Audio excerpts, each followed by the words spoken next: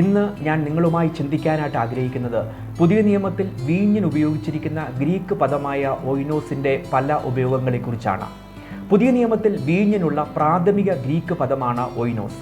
ഇത് സന്ദർഭത്തിനനുസരിച്ച് പുളിപ്പിച്ചതും പുളിപ്പിക്കാത്തതുമായ മുന്തിരി ജ്യൂസിനെ പ്രതിനിധീകരിക്കാൻ 33 തവണ ബൈബിളിൽ ഉപയോഗിച്ചതായി നമുക്ക് മനസ്സിലാക്കാം. പുതിയ നിയമത്തിൽ ഓയിനോസിൻ്റെ 3 പ്രധാന ഉപയോഗങ്ങളെക്കുറിച്ച് നമുക്ക് ആദ്യമായിട്ട് ചിന്തിക്കാം. ഒന്നാമതായിട്ട് ഇത് പുളിപ്പിച്ച മദ്യത്തെ സൂചിപ്പിക്കുവാനായിട്ട് ഉപയോഗിക്കുന്നു. ഇത് എഫേസ് ലേഖനം 5-ാം അധ്യായം 18-ാമത്തെ വാക്യത്തിലും റോമാലേഖനം 14-ാം അധ്യായം 21-ാമത്തെ വാക്യത്തിലും നമുക്ക് കാണുവാനായിട്ട് കഴിയും. എഫേസ് ലേഖനം 5:18 ഇങ്ങനെ വായിക്കുന്നു: വീഞ്ഞു കുടിച്ച് മത്തരാകരുത്, അതിനാൽ ദുർനടപ്പ് ഉണ്ടാകുമല്ലോ, പകരം ആത്മാവിനാൽ നിറയുക. ഇവിടെ വീഞ്ഞിന് ഉപയോഗിച്ചിരിക്കുന്ന വാക്ക് ഓയിനോസ് എന്നുള്ള വാക്ക് അത് പുളിപ്പിച്ച മദ്യത്തെ സൂചിപ്പിക്കുന്നു എന്ന് നമുക്ക് ഇത് വായിക്കുമ്പോൾ മനസ്സിലാകുമല്ലോ. രണ്ടാമതായിട്ട് ഈ ഓയിനോസ് എന്നുള്ള വാക്ക് പുളിപ്പിക്കാത്ത വീഞ്ഞിനെ അല്ലെങ്കിൽ പുതിയ വീഞ്ഞിനെ സൂചിപ്പിക്കുവാനായിട്ട് ഉപയോഗിക്കുന്നു എന്ന് നമുക്ക് മനസ്സിലാക്കാം. ഇത് മത്തായി സുവിശേഷം 9-ാം അധ്യായം അതിൻ്റെ 17-ാമത്തെ വാക്യത്തിൽ നമുക്ക് വായിക്കാം. മത്തായി 9:17 ഇങ്ങനെ പറയുന്നു: പുതുവീഞ്ഞ് ഓയിനോസ് പഴയ തുരുത്തിയിൽ പകരാറുമില്ല, പകർന്നാൽ തുരുത്തി പൊടിഞ്ഞ് വീഞ്ഞ് ഒഴുകിപ്പോകും, തുരുത്തിയും നശിച്ചു പോകും.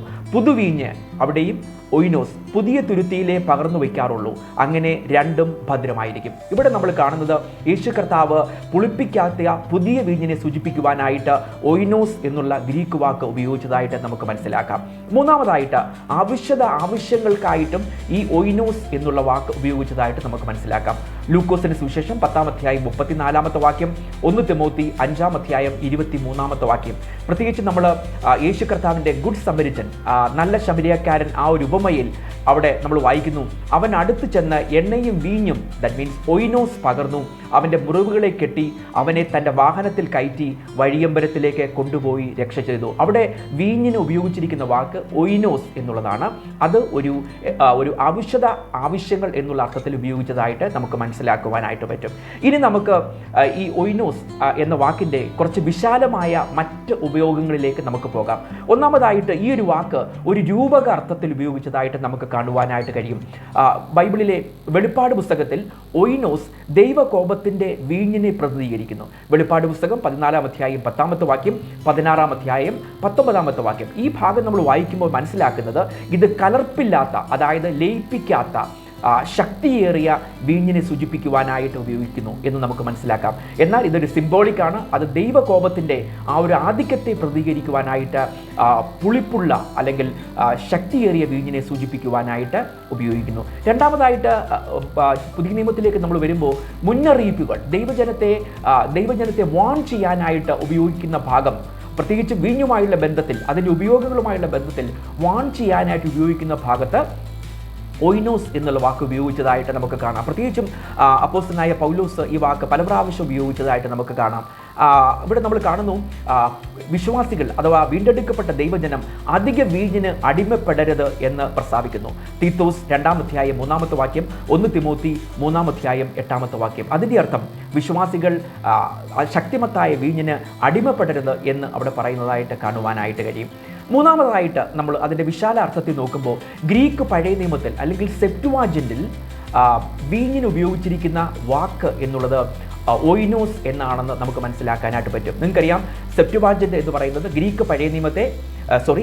എബ്രായ പഴയ നിയമത്തെ ഗ്രീക്ക് ഭാഷയിലേക്ക് ട്രാൻസ്ലേറ്റ് ചെയ്തതാണ്. ആ എബ്രായ പഴയ നിയമത്തെ ഗ്രീക്ക് ഭാഷയിലേക്ക് ട്രാൻസ്ലേറ്റ് ചെയ്യുമ്പോൾ എബ്രായ ഭാഷയിൽ 2 വാക്കുകൾ ഉണ്ടായിരുന്നു. ഒന്ന് യായീൻ എന്നുള്ള വാക്ക് പുളിപ്പിച്ച വീഞ്ഞിനെ സൂചിപ്പിക്കുവാനായിട്ടും ടിറോഷ് എന്നുള്ള വാക്ക് പുതിയ വീഞ്ഞിനെ സൂചിപ്പിക്കുവാനായിട്ടും ഉപയോഗിച്ചിരുന്നു. എന്നാൽ അത് ഗ്രീക്കിലേക്ക് വിവർത്തനം ചെയ്തപ്പോൾ ഓയിനോസ് എന്നുള്ള ഒറ്റ വാക്കാണ് ഉപയോഗിച്ചത് എന്നുള്ളത് നമുക്ക് മനസ്സിലാക്കാനായിട്ട് പറ്റും. അതിൻ്റെ അർത്ഥം അത് പുളിപ്പിച്ച വീഞ്ഞിനെയും പുളിപ്പിക്കാത്ത വീഞ്ഞിനെയും ഗ്രീക്കിൽ സൂചിപ്പിക്കുവാനായിട്ട് സെപ്റ്റുവാജിൻ്റിൽ അല്ലെങ്കിൽ ഗ്രീക്ക് പഴയ നിയമത്തിൽ ഓയിനോസ് ഉപയോഗിച്ചതായിട്ട് നമുക്ക് മനസ്സിലാക്കാം.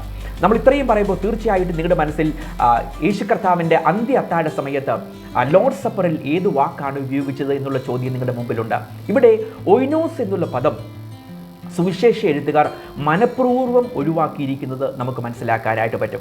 നമുക്കറിയാം, യേശു കർത്താവിൻ്റെ പെസഹ ഭക്ഷണ വേളയിലാണ് ഈ ഒരു അന്ത്യ അത്താഴം നടക്കുന്നത് അല്ലെങ്കിൽ സ്ഥാപിക്കപ്പെട്ടത് എന്ന് നമ്മൾ മനസ്സിലാക്കാം. അവിടെ യേശു അപ്പവും വീഞ്ഞും തൻ്റെ ശരീരവും രക്തവുമാണെന്ന് പറയുന്നതായിട്ട് നമുക്ക് മനസ്സിലാക്കാം. എന്നാൽ വീഞ്ഞ് എത്രത്തോളം പുളിച്ചു എന്നുള്ള ചോദ്യം ഒഴിവാക്കുവാൻ സിനോപ്റ്റിക് സുവിശേഷകർ ഒയിനോസ് എന്ന വാക്കിന് പകരം മുന്തിരിവള്ളിയുടെ ഫലം എന്നുള്ള വാക്കാണ്. അതുകൊണ്ട് നമ്മൾ അപ്പവീഞ്ഞുകൾക്കായി സ്തോത്രം ചെയ്യുമ്പോൾ നമ്മൾ സാധാരണ ഉപയോഗിക്കുന്നത് വീഞ്ഞ് എന്നതിന് പകരം മുന്തിരിവള്ളിയുടെ ഫലം എന്നുള്ള വാക്കാണ്. അത് നമുക്ക് മത്തായി സുവിശേഷം 26-ാം അധ്യായം 29-ാമത്തെ വാക്യത്തിലും ലൂക്കോസിന്റെ സുവിശേഷം 22-ാം അധ്യായം 18-ാമത്തെ വാക്യത്തിലും നമുക്ക് കാണാം. അതിൻ്റെ മത്തായി 26-29 നാം ഇങ്ങനെ വായിക്കുന്നു: എൻ്റെ പിതാവിൻ്റെ രാജ്യത്തിൽ നിങ്ങളോടുകൂടെ പുതുതായി കുടിക്കും നാൾ വരെ ഞാൻ മുന്തിരിവള്ളിയുടെ അമ്പലോ എന്നുള്ള ഗ്രീക്ക് വാക്ക ഫലത്തിൽ നിന്ന് ഇനി കുടിക്കയില്ല എന്ന് ഞാൻ നിങ്ങളോട് പറയുന്നു. അവസാനമായിട്ട് ഒരു കാര്യം കൂടി പറഞ്ഞ് നമുക്ക് അവസാനിപ്പിക്കാം.